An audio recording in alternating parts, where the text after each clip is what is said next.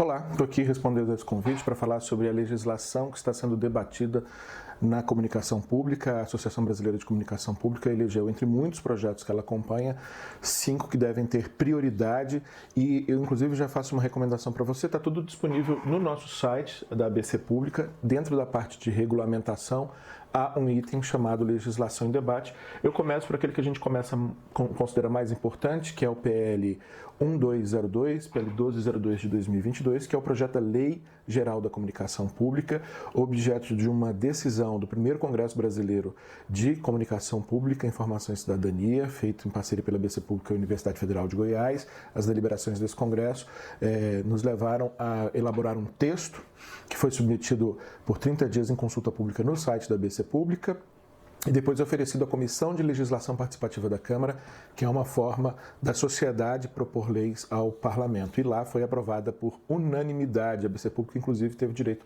de defender o projeto. Está hoje na Comissão de Comunicação da Câmara, aguardando parecer, e de um modo muito objetivo trata de diretrizes, conceitos, princípios, algumas vedações e algumas sanções para o caso de mau gerenciamento da comunicação pública, especialmente uma luta contra o patrimonialismo na comunicação que existe ainda em vários órgãos em todo o país. Eu recomendo muito que você conheça esse texto, feito a muitas mãos e que, repito, está tramitando na Câmara na expectativa de que avance ainda nesse primeiro semestre na Comissão de Comunicação. Próximo projeto é o 619 de 2020. Esse projeto foi demandado pelo Conselho Consultivo de Comunicação Social da Câmara dos Deputados, um conjunto de 5 deputados com mais 4 representantes da sociedade civil, que queria uma espécie de direito de antena nas TVs, uma voz do Brasil nas TVs. Nós ponderamos com esses deputados que talvez estivesse um pouco tarde para pedir isso e o mais importante fosse garantir um livre fluxo de dados de origem pública na internet. Afinal de contas, existe, por exemplo, a obrigação de carregar canais públicos.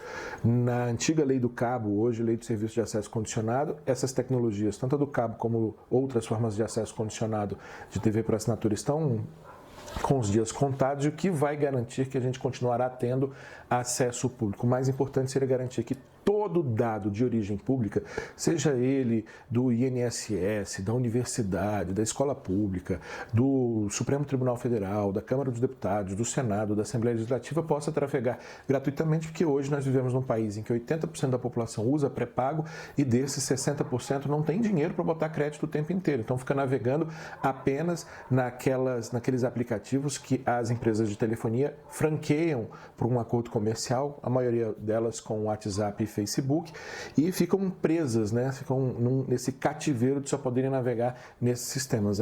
É preciso, para democratizar o acesso à informação, especialmente aquela que é paga com dinheiro público, garantir tráfego gratuito para o conteúdo de natureza pública. Esse projeto também está na Comissão de Comunicação. Próximo projeto é o 2431 de 2015, que protege conteúdos digitais públicos. Vou citar o exemplo que motivou a criação dessa lei. A deputada Luiziane Lins, do PT do Ceará, foi prefeita de Fortaleza e, quando terminou o mandato dela, o prefeito que assumiu permitiu que fosse apagado absolutamente tudo. Permitiu ou determinou, ninguém sabe ao certo, fosse apagado tudo da gestão anterior. Obviamente havia coisas que eram de natureza pessoalística, remetiam ao mandato da prefeita, mas havia muita prestação de serviço também. E tudo isso foi para a lata do lixo. Patrimônio público, pago com dinheiro público, o que se costuma fazer mundo afora. Vou dar o exemplo da Casa Branca. Quando qualquer presidente deixa a Casa Branca, é criada um portal, um site, no caso do Obama, o obama.whitehouse, que guarda ali tudo que foi produzido naquela gestão. Por que não fazer? São Paulo faz algo muito parecido. O importante é o seguinte: não se pode jogar dinheiro público fora, especialmente quando tem campanhas educativas, campanhas de prestação de serviço, e principalmente um histórico de gestão que é muito importante para o cidadão, para pesquisadores, para todo mundo. Então, a defesa do patrimônio público digital, matéria que já foi aprovada na Comissão de Trabalho, na Comissão de Cultura, na Comissão de Finanças e Tributação, está agora na Comissão de Constituição e Justiça. A última no âmbito da Câmara, se aprovada lá, pode ir para o Senado, onde tramita mais rapidamente. E, por fim, a gente tem os projetos que tratam de direitos autorais na internet, o direito autoral não contempla muito bem o jornalismo e ele é prévio à existência da internet. Existe um vácuo legal em relação a isso e prova disso é que o Marco Civil da Internet prevê a criação de uma lei específica para regular o direito autoral na internet. Existem vários movimentos, vários projetos de lei. A ABC Pública ajudou na construção de um texto, que é o do projeto 2950 de 2021, mas ele está pensado a outros projetos e existe um também no Senado, que é o 4255 de 2020, que tratam da questão do direito autoral do jornalismo, especificamente na internet.